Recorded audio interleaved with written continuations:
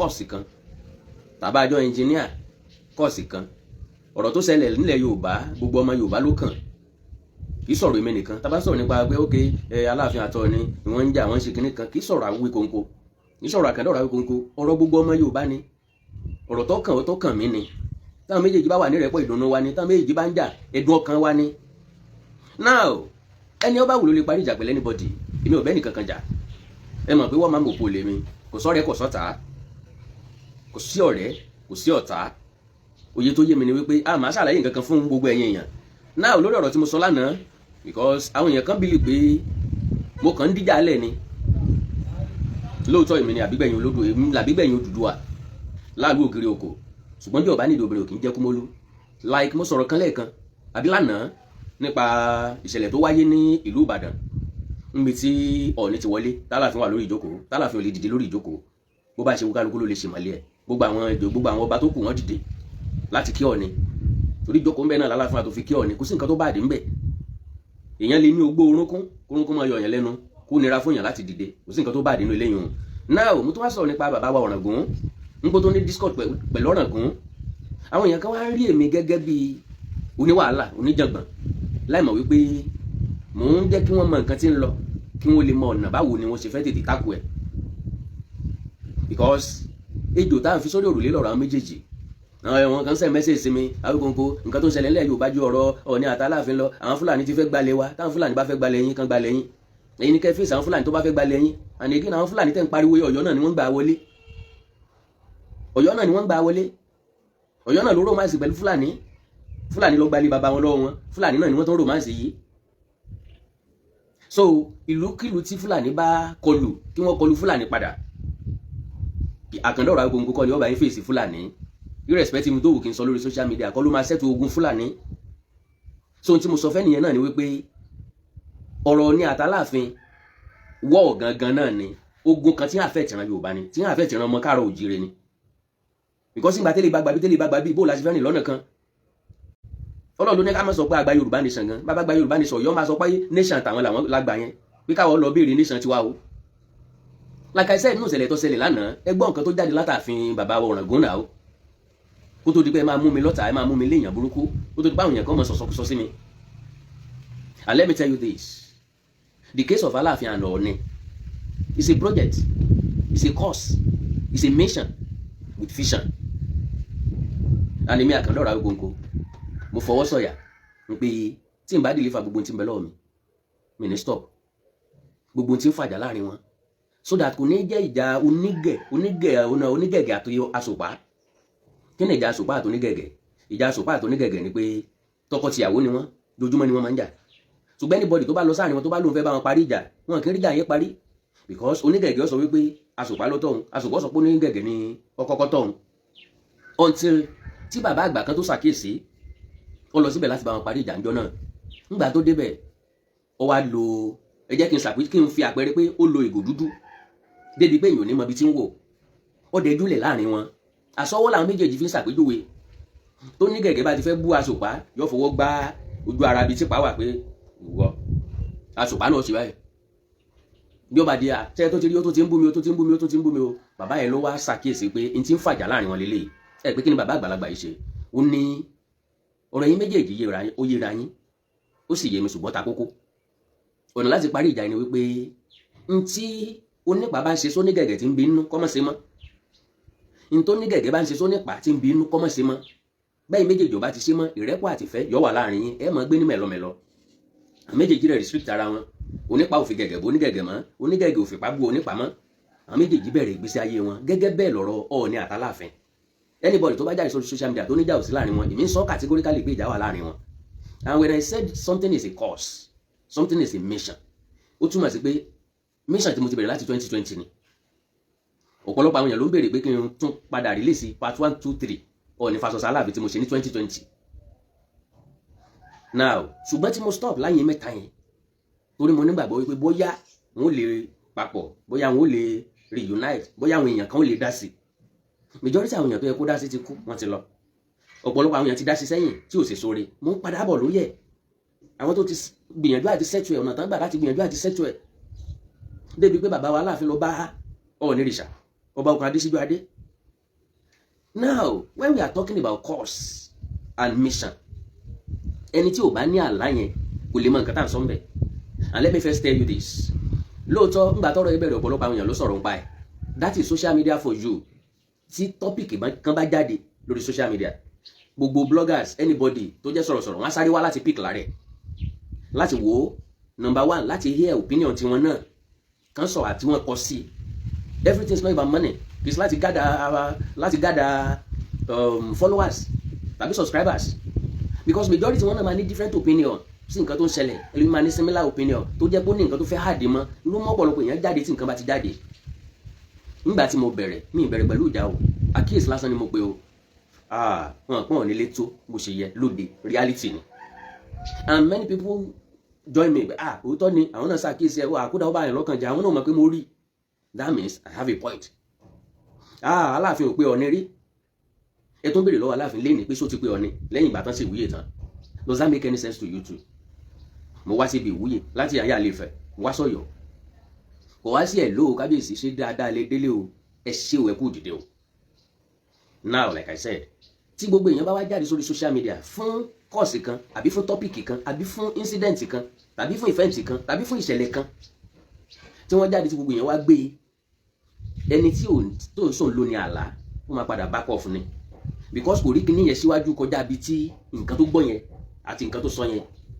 Èmi rí kọjá bí tí majority wọn ò rí dé, n ló jẹ́ kí n máa tẹnu mọ́. Mo gbọ́ kọjá bí tí majority wọn ò gbọ́ dé, n ló jẹ́ kí n máa tẹnu mọ́. Mo ní ẹ̀rí lọ́wọ́ kọjá bí tí majority wọn ò ní dé, n ló jẹ́ kí n máa tẹnu mọ́. N ló jẹ́ kí n máa sọ pé mo back lórí, mo sì wà lórí ẹ̀. Until tí n bá achieve èmù mi wo ni pé I want it to be documented for history and posterity's sake. Torí ọ̀la àwọn ọmọ wa, àwọn èèyàn kan ti gbin ìtàn tí ò ní di sílẹ̀, tó jẹ́ pé àwọn èèyàn kan náà tó ń bá lé lórí. Ẹ já correct impression, ẹ já correct history wa. Níbi tá à ń bá lọ yìí, tá a máa fẹ́ òní wípé táwọn méjèèjì bá lọ jọ ṣe pọ̀, ká dìbò láàrin gbogbo ọmọ Yorùbá, gbogbo ọmọ Káàárọ̀ Oòjíire. Ta ló fẹ́ fi sọ́yọ̀, ta ló fẹ́ fi sífẹ̀? Ta ni ó tẹ̀lé Aláàfin, ta ni ó tẹ̀lé Ọọ̀ni? Ta ló nígbàgbọ́ nínú Aláàfin, ta ló nígbàgbọ́ nínú Ọọ̀ni? Níbi tá a ṣe ń bá lọ nìyẹn.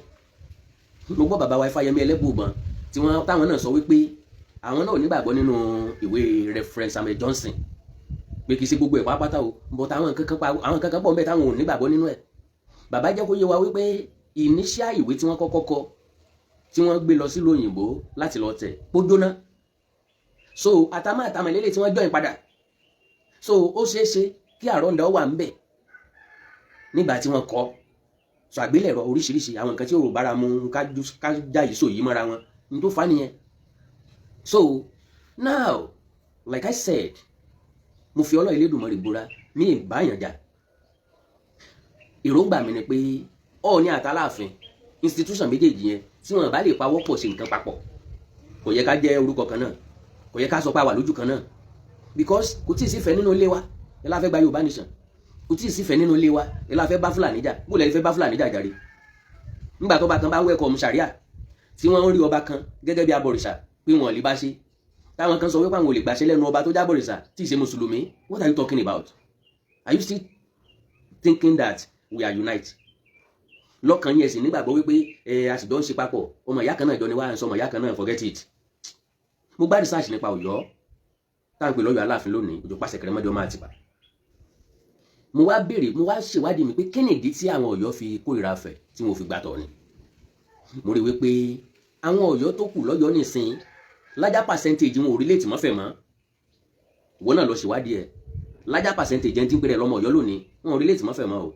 Wọn yàtọ̀ sí Ìlọrin nísìn, wọn yàtọ̀ sáwọn tó ń claim Ìlọrin nísìn, because àwọn tó ń claim Ìlọrin gangan wọn á jẹ́ kó yé wípé àwọn ń ṣe Yorùbá, apá kan Fúlàní, apá kan Yorùbá làwọn, apá kan Haúsá, apá kan Yorùbá làwọn. Tàbá káwọn kan tiẹ̀ sọ wípé àwọn kan gbọ́ Yorùbá ni, tàbá wọn fẹ́ Yorùbá ni, àwọn ń ṣe Yorùbá. Gẹ́gẹ́ bẹ́ẹ̀ lọ́yọ́ lára àwọn jáyísò yìí tó gun lé káàkiri tí ò ní relationship kankan pẹ̀lú Ifẹ̀, pẹ̀lú Ọ̀rànmíyàn mọ́, lọ sẹ́kù lọ́yọ́ lónìí, lọ́pọ̀ jù lọ́yọ́ lónìí. So that is the reason why tí wọn ò fi lè gbà pẹ̀lú Ọọ̀ni tàbí rí Ọọ̀ni gẹ́gẹ́ bí olórí wọn. Fúlàní lọ́pọ̀ jù lọ́yọ́, lọ wádìí dáadáa. Majority àwọn tó ń pera wọn lọ́mọ Ọ̀yọ́ lónìí, Fúlàní lọ́pọ̀ jù nínú wọn. Almoruf tẹ́ ń gbọ́, Almoruf jọmọ Ọ̀yọ́ ni. Go and verify. Ọ̀rọ̀ ń bọ̀ lórí tiẹ̀, Gàbádá Yálè. So like I said, àwọn èèyàn kan ti ń persuade àwọn kan nínú àwọn tí àjọ sọ̀rọ̀ yìí tẹ́lẹ̀tẹ́lẹ̀ láti back down. Mo wá wò wípé àwọn èèyàn tí wọ́n wò pọ́n back down yìí táwọn èèyàn fẹ́ máa bú wọ́n deserve ẹ̀, because majority wọn entertainer ni wọ́n. They need their fans, they need their followers. Èmi ò kì í ṣe níláyé, èmi ò kì í ṣe entertainer. Mo wà controversial, realist dẹ̀ ni mi. I will say it as it is. Torí pé mi ò wá fífọ́ lọ́dọ̀ ẹni kankan. Àbùkù ara mi nìyẹn o. I'm not seeking favor for anybody, from anybody. Ṣe tí mo ṣe láti gbóríyìn tàbí láti make owó. Àwọn kan sọ wípé ọjà ni mo fi ń tà, mo fi ń wá followers, mo fi ń ṣe kíní kan ni mo fi ń pawó ni. Tó bá jẹ́ pọ́jà náà ni mo fi ń tà, when you have a good market, a good product, people will surely buy it. Wọ́n á drop irọ́ tí wọ́n ti ń rà tẹ́lẹ̀tẹ́lẹ̀ láti ra òótọ́. Àwọn tán rówó ra irọ́, wọn ní máa láti fowó ra òótọ́. Tó bá jẹ́ pé ọjà náà ni mo fi ń tà, so shall it be. Gbogbo ẹ tó jáde lé ní ọjà náà wọ́n lọ tà, kálukú fẹ́ pawó sápò ni. But this kind of ọjà has a purpose, genuine purpose, mission with good vision. Tó jẹ́ pé at the end of the tunnel there might or may be light at the end of the day. But ẹ jẹ́ ká fi kálukú sáàyè ibi tó wà, kẹ́rù ọmọ rẹ̀ lẹ́rú kí wọ́n fọ ọmọ rẹ̀ ń wọ́fà. That is what I am after. And mi tí ì sọ nǹkan kan táwọn èèyàn fi ń bú mi o, táwọn èèyàn fi ń sọ̀rọ̀. Ìkọ̀ọ̀kan náà làwọn èèyàn tó ń sọ̀rọ̀ tó yẹ òye tó jọmọ Ọ̀yọ́. Ní pé òkúta tí mo sálẹ̀ rí gidigidi ọ̀pọ̀ ńlẹ̀. Òkúta wíwìn ibẹ̀ ni mo ṣe wá sọ. Ilé tó kù máa sọ, orò mọ́ sọ̀kò. Ó ní tí mo kó lọ́wọ́ ẹ̀ ń sọ tán. Nígbà tí èèyàn ra pàṣán 10 nítorí alábòsí. Tẹ̀wá ẹ̀sẹ̀ lu ẹyọ kan bẹ̀ tí ò tí ì gbó. Ara ta ni 9 tó kù fẹ́ gbó mọ́. Ara àwọn òpùrọ́ ayé, onítàn wèrè, onítàn tí ń dídà lẹ̀. Onítàn tí ń separate wa tí ò unite wa. Ńlá wọn náà bá wọn tọ́ bọ̀ wípé ẹ jẹ́ ká kúkú fọ́ lójú kó lè bá a ṣe túnṣe padà. Ẹ jẹ́ àdàrú kó lè bá a ṣe tò. Bẹ́ẹ̀ni ọba dẹrù nígbà míì kí mẹ́rù dì. Àwa akẹ́kọ̀ọ́ bẹ́ẹ̀ ńgbà tá a máa ń lọ sóko. A lè bóyá lẹ̀ tí ń sọ a lè fòròjú di igi wa lóko. Nígbà tá a bá ń lọ tí igi bá kọ́ lọ́nà tí gbogbo ẹ̀ bá yí dànù, àwa ẹsẹ̀ tu gbogbo ẹ̀. Àwa ẹsẹ̀ bẹ̀rẹ̀ sí tọ́ àwé lè tó ẹ̀ka filẹ̀, àwa tó dáadáa kò wá ní dànù mọ́. Gẹ́gẹ́ bẹ́ẹ̀ lọ̀rọ̀ náà Yorùbá. Gẹ́gẹ́ bẹ́ẹ̀ lọ̀rọ̀ ni àti Aláàfin. Ẹ̀dá kan ṣoṣo tó bá rí mi gẹ́gẹ́ bí aláṣejù, ó ní ọmọ nǹkan tí mò ń ṣe. Mi ò dẹ̀ ní bínú sírú wọn. Ní tí màá sọ fún wọn ni pé kí wọ́n farabalẹ̀ bí ìyàwó tó fowó ọbẹ̀ dájọ́. Kí wọ́n farabalẹ̀ bí ojú tó fẹ́ rí mú. Because gbójú ọba farabalẹ̀ kò ní rí mú. So kí wọ́n jẹ́ ń parí kọ́ọ̀sì yìí, kí wọ́n jẹ́ ń parí chapters yìí. Bí n bá parí, I will surely drop it. But máa drop ẹ̀ síbi tó lápẹ̀rẹ̀. Àwọn nǹkan tí ń bẹ lọ́ọ̀ mi, I will use it. Kò sí nǹkan tẹ́ni bọ́dí fẹ́. Kò sẹ́ni tó fẹ́ persuade mi tèmi. Kò sẹ́ni tó lè bá mi sọ̀rọ̀ pé kí n stop ẹ̀. Gbogbo àwọn tó ń bá try láti bá mi sọ̀rọ̀ ní kọ́nà, mo insult wọn ni, mo máa insult yín pa ni. Nǹkan ìlábùkù gidigidi. I am old enough to know what is good for me and my generation. Ẹ má bàyè generation yìí jẹ́. Now, nígbà tẹ́ ń sọ pé ọ̀rọ̀ ni àtàláàfin ká fi wọ́n lẹ̀ kán sort around house. Dìgbàwo. Tá a bá sọ ní ìsìn ìgbàwo ni ká sọ, tá a bá yanjú ẹ̀ ní ìsìn ìgbàwo ni ká yanjú ẹ̀. We have to settle it now. Ìgbà ẹ̀rùn ń lọ, ìgbòjò ń lọ, ẹni á decide ìjòkó le, dàsìkò owó ìgbàwo la fẹ́ pa tí ń bẹ nínú ẹ̀. Nígbà tí nǹkan fresh nísìnyí, tá a rí action nísìnyí, tá a rí reaction nísìnyí, tá a wá react. Ńgbò láwa sọ. Sórí ìgbà tíjà yẹn bá tó le gan-an, bẹ́yìn náà rí ṣẹlẹ̀ tó ṣẹlẹ̀ lánàá. Mo ní fídíò ẹ̀ lọ́wọ́ mi lè play ẹ̀ bíbá ẹni. Bẹ́ẹ̀ rí ṣẹlẹ̀ tó ṣẹlẹ̀. Kí ló dé tó jẹ́ wípé Ọọ̀ni máa ń jẹ́ threat sálàfin? Kì í sálàfin lé nìkan o. Ọọ̀ni máa ń jẹ́ threat sáwọn Aláàfin. Aláàfin náà máa ń ní charisma. Kò sí charisma tó ṣe fi wé tọ̀ Ọọ̀ni of Ifẹ̀. With due respect to any king in Yorùbá land. And that is culture, that is nature. Bọ́lọ̀ ṣe dání. Torí his throne yẹn àpèrè Oòduà. Ó lágbára ju gbogbo àpèrè lọ. Kò síbi tẹ́ ti fẹ́ sọ̀tàn yẹn. So ibi tá à ń bá a lọ nípa àwọn òpèsè àwọn tó mọ̀ tán gangan, they will come together láti agree lórí ìtàn tá fẹ́ lò, tá fẹ́ máa lò, kálukú sọ̀tàn owó ẹ̀. Gbogbo àwọn ìtàn ìlú á padà gbàjọ sójú kan. Tá bá gbàjọ, a máa wá decide ta ló relate mọ́ Ifẹ̀, ta ló relate mọ́ Ọ̀yọ́, ta ló trace origin wọn back to Ilé Ifẹ̀, ta ló trace tí wọ́n padà sọ́yọ́. Àwọn tó trace tí wọ́n padà sọ́yọ́ kí wọ́n máa give homage sọ́yọ́. Àwọn tó trace tí wọ́n padà sífẹ̀ kí wọ́n give homage wọn sífẹ̀. Tí Ọ̀yọ́ bá nígbàgbọ́ wípé àwọn jábọ́ látọ̀run ni kí wọ́n máa give homage wọn sọ́run. Kí wọ́n yọra wọn kó gẹ́gẹ́ bí ẹni tó wá láti Ifẹ̀. Then so that tó bá di lọ́jọ́ iwájú àwọn ọmọ wọn ò rí bímọ wípé Ọ̀yọ́ dọ́dá wà kò wá láti ibì kankan, ìran wọn wá láti ibì kankan, ìran wọn kàn dáwọ́ síbẹ̀ ni. Now like I said, pápápá ni mo fẹ́ ṣe o. Ẹ jẹ́ n sáré ka lórí ọ̀rọ̀ tí mo sọ lánàá táwọn èèyàn kan gbẹnu gbèkúgbè torí wọn mọ nǹkan tó ṣẹlẹ̀ ẹ gbọ́dọ̀ tó jáde láti ààfin bàbá wa Ọ̀ràngún. The symbolic visit of Ọ̀ràngún to Aláàfin, a timely reminder of Yorùbá unity. Rò pé mi mọ nǹkan tí mò ń ṣe ni. On Friday 25th April 2025, the referred Ọ̀ràngún of Ìlá Ọ̀ràngún, His Royal Majesty Ọba Abdulwahab Kayode Oyedotun, led a delegation of royal dignitaries on a courtesy visit to the newly enthroned Aláàfin of Ọ̀yọ́, His Royal Majesty Ọba Abimbola Akeem Owóadé. This momentous occasion served as a poignant reminder of the centuries-old bond between the two monarchies. The visit was steeped in tradition and historical significance, given the ancestral ties between the Ọ̀ràngún and Aláàfin. According to historical accounts, Ọ̀ràngún Fagbamila Ajagunla, the legendary founder of Ìlá Ọ̀ràngún, was an elder brother to Aláàfin Ọ̀rànmíyàn, the illustrious founder of Ọ̀yọ́. The Aláàfin will often seek the Ọ̀ràngún's military prowess to defend against adversaries, underscoring the importance of their alliance. This ancestral band, shared heritage, and connection rendered the visit especially fitting and relevant. As the monarchs from Ọ̀ṣun gathered to wish the Aláàfin well on the throne of his forefathers, they evoked centuries-old traditions and practices that emphasize cohesion, diplomacy, and unity. While the visit may have had its share of protocol issues, Baba lu ọgbà àgbà níbẹ̀ ọ̀hún, the Yoruba nation finds timely relevance in this visit's message of unity. Now,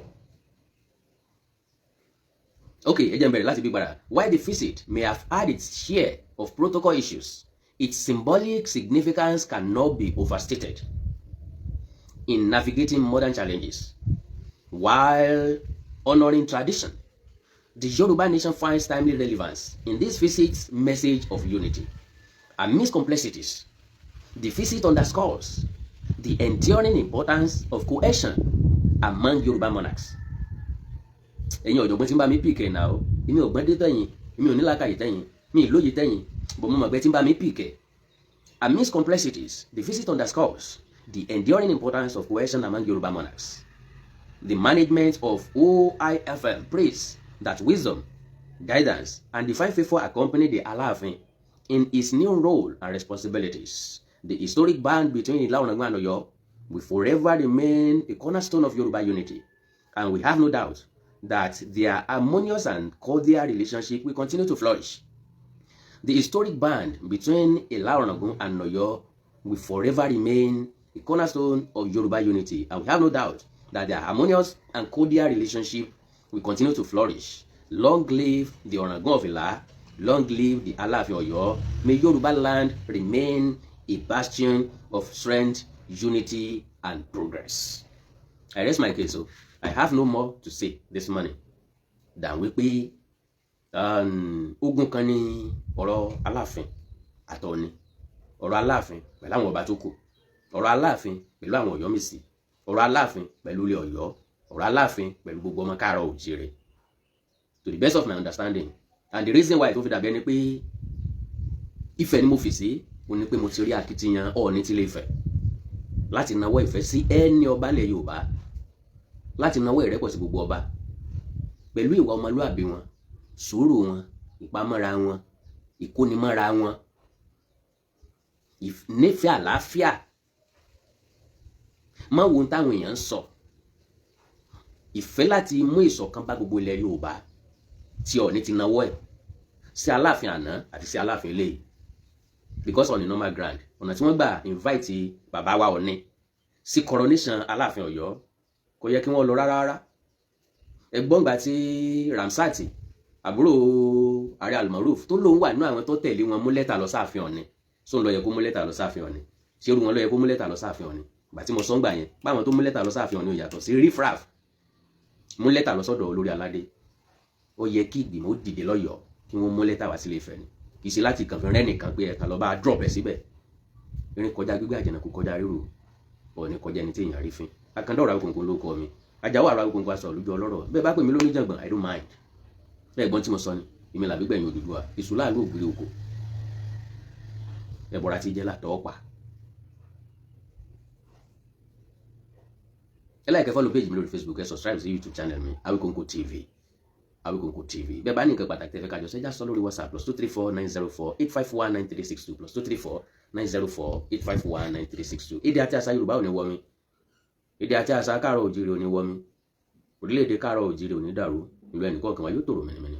Òní ọ̀sán wa o, ẹ kú iṣẹ́, ẹ kú àtàárọ̀, àpamọ́ owó àtàjẹlẹ̀ ọjà gbogbo ẹ̀yin sọ̀rọ̀ káràkátà lágbára Ọlọ́run, ẹ ní sòwò àṣẹ jẹ, ẹ ní ràjò àlọ́ ọ̀dẹ, ẹ bá ti ń lọ gbóró kẹran bọ̀ gbóró pẹ̀lú ògbó Ọlọ́run, àná Ọlọ́run ní fi sílẹ̀. God bless you pé ó sàárọ̀ kùtùkùtù ẹ̀dẹ̀ tún dúró tì mí, kílẹ̀ yìí ó lè bá a dùn kó ṣe gbé fún gbogbo wa ni o, fífẹ́ àtìrẹ́pọ̀ ò lè so wá pọ̀. Ọ̀nà láti bá ọ̀tá òde jà ní ká kọ́kọ́ yanjú inú ilé wa, tá a bá ṣẹ́tù inú ilé wa, tá a bá jọ sọ̀rọ̀ lónìí yóò di bá mi kò jùmọ̀ tó mọ́, nígbà tá a bá jọ sọ pé a jọ fẹ́ lọ sójú ogun lọ́la táwọn kan ò dìde tí wọn ò jáde wá bá ni. And let me tell you this, gbogbo àwọn tí wọ́n rò pé àwọn èèyàn kan back me up tẹ́lẹ̀tẹ́lẹ̀ lórí kọ́ọ̀sì yìí, no, kálukú ní level ibi tí wọ́n ti máa dúró, kálukú wọn ló ní orúkọ àti ilé ayé wọn tí wọ́n fẹ́ lò tí wọn ò papọ̀ mọ́ tèmi, kò dẹ̀ sẹ́ni tó jẹ̀bi láàrin wọn, kálukú wọn dé ìkórìtà kan wọn padà torí pé mission yẹn ò kì í ṣe tiwọn. I'm sorry to use that language. The mission is for all Yoruba people, all ọmọ káàárọ̀ oòjíire, but láàyè kan kì í tún ṣe fún gbogbo wa, torí ẹni tí ò bá rí di ogun kì í sọ pé ojú ogun ya kì í jágún. So like I said, bẹ́ẹ̀ mi ṣe wà yìí mi rí gẹ́gẹ́ bí ẹni pé àwọn èèyàn kan lájọ ń jà, ìdí ni pé kò sí jàfojò, jà fúnra ẹ ló wà o, torí tó bá burú tán ìwọ nìkan ni yóò kù. So I see myself alone.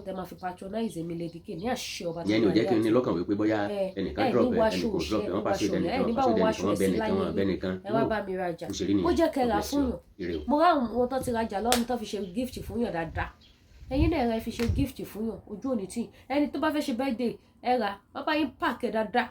And all my wares ẹ gbàgbé kì í ṣe mi náà, Ọlọ́run ni àtàtìlẹ́yìn ẹ̀yin ọmọ Yorùbá nation, ẹ̀yin yẹ́yìn bàbá, because Yorùbá ló ń bá mi rajà, Haúsá ò pè mí rírajà o, Yíbò sì pè mí rírajà, ẹ̀yin yẹ́yìn bàbá ni, ẹ̀yin Yorùbá nation ni. So àwọn aṣọ tó fàì lóríṣiríṣi, Ankara wà, Ankara mi dẹ̀ wà ní grade by grade, èyí tẹ́ bá ti fẹ́ ni. Lady K Ankara ńlá ni mo fẹ́, mi fàkàrà kékeré máa gbé jáde fún yín ready to wear tó ti rán. Ẹ̀yin tó bá dẹ̀ yẹ pé Ankara kékeré náà lẹ fẹ́ tẹ́ lè lọ sí party tí wọn ọ̀dẹ̀ ní mọ̀ pé Ankara ni kékeré ni, ó wà available tó dẹ̀ fine dáadáa. Àsìkò sọ́mà látúnbọ̀ ẹ wo àwọn 3/4 gown Ankara, kẹ́sìmí ṣòkòtò táwọn fódìdí oṣù 6 kẹ́sìmí díẹ̀. So ẹ pè mí kẹ́ wá bá mi rajà, mo láwọn 3/4 gown, mo láwọn búbú, mo láwọn kaftan, mo láwọn gown tẹ́ lè lò lásìkò sọ́mà tó wà pa. Bákan náà ṣòkòtò àti ẹ̀wù náà dẹ̀ wà fáwọn obìnrin, bákan náà dẹ̀ láṣọ ọkùnrin náà wà, mo láwọn aṣọ ọkùnrin lóríṣiríṣi, agbádá náà dẹ̀ wà tó dẹ̀ fine dáadáa tí wọ́n ṣiṣẹ́ sí tó mú yes kì í ṣe àwọn iṣẹ́ àtijọ́ o, àwọn latest design ó wà available bí. Kò sí party tẹ́lẹ̀ ló lọ, ẹ patronize me any country, France mo send ọjà síbẹ̀, Germany, Italy, kò sí ìlú náà, Libya nìkan ni mi ti send ọjà sí àti Dubai, lẹ́yìn ìlú méjì yẹn kò síbi tí mi ò ti send sí ní ìlú òyìnbó. So ẹ patronize mi, bàbá yín send ọjà yẹn máa rí gbà.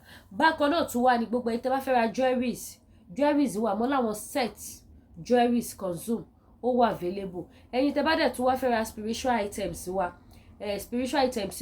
ẹ má wò pa Lady K kò display spiritual items lẹ́nujọ́ mẹ́ta, ó wà o, spiritual items wà, ṣọ́ọ̀ṣì àánú lẹ́fẹ́, ìṣẹ́gun, ààbò, àṣeyọrí, àgbélépọ̀tà, gbogbo ẹ̀ ó wà available. Back to sender, victory oil, victory soap, mercy oil, mercy soap, pef, gbogbo ẹ̀ ó wà. Ọ̀nà ńlá oyin gidi gangan ó wà available. Èyí tẹ́ bá ti fẹ́ ẹ pè mí, ó wà níbẹ̀. Bákan náà product iléeṣẹ́ T-Health kò sí mọ́ lọ́dọ̀ mi bíbá ni mi ò ṣe rí kankan fi display, but it's a matter of time àwọn mi máa tún wọlé síbi tí màá fi display, because ẹlòmíì máa fẹ́ káwọn máa rí nǹkan lọ́mọ mọ̀ pé yes kíní tó ń sọ nìyí. So agbójẹ̀dí, diabetes, manpower ó wà ní iléeṣẹ́ T-Health Natural Herbal. Fẹ́yìn tẹ́ bá ti fẹ́ ojú òní tí yìí mi ní wáyé tì, ẹ pè mí kí n fún yín fóònù nọ́mbà wọn. Fẹ́yìn tẹ́ bá fẹ́ bá mi rajà, WhatsApp nọ́mbà mi òun lẹ ń wò lójú screen yìí, ojú òní tí yìí àníwówó tí o. Happy weekend, ẹ ṣeun gan, ire o. Aṣọ ọ̀pọ̀lọpọ̀ tí weekend lè bá lọ, àtúnṣe weekend mi, àtúbọ̀ sáàrin ọ̀sẹ̀ lágbára Ọlọ́run. Ẹ ṣé gan ni mo dúpẹ́, ire o.